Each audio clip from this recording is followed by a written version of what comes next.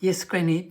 Well, dear, it's very difficult for the non-verbal residents to, have their say or be heard here. I mean, amongst us as residents, we communicate with each other through body language and gestures and eye contact. We're very good at that.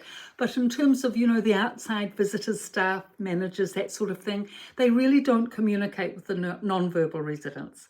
Oh, yeah. I mean, it's really unfortunate. And also, Granny, here in this unit, there are very few residents like you who can communicate, articulately.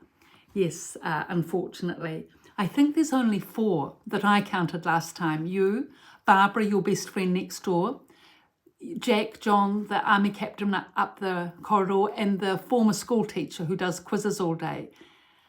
I think you might be right. And there's also the other lady who does the quizzes a lot. Oh, yes, I know the one you mean. She used to be a former geography university lecturer.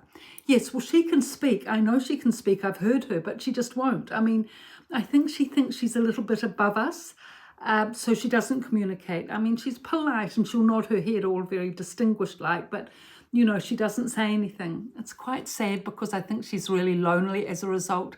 That's right. But it's her choice because she actually sits in the table next door to us in the dining area.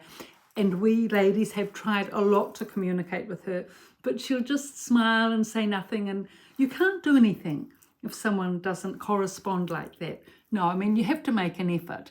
I mean, exactly. Like, the army captain up the corridor, he is so good with the non-verbal residents. He calms them down. He's very patient.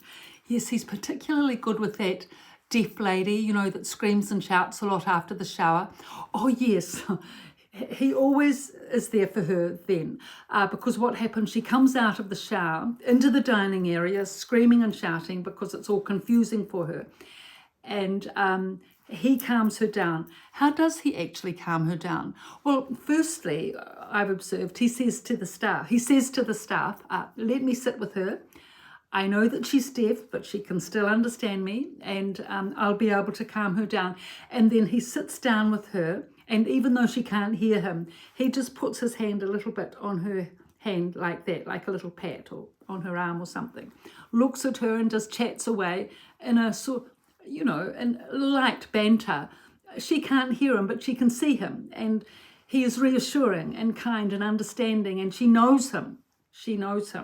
And so she does calm down. It only takes 2 or 3 minutes, and she just stops screaming because of him.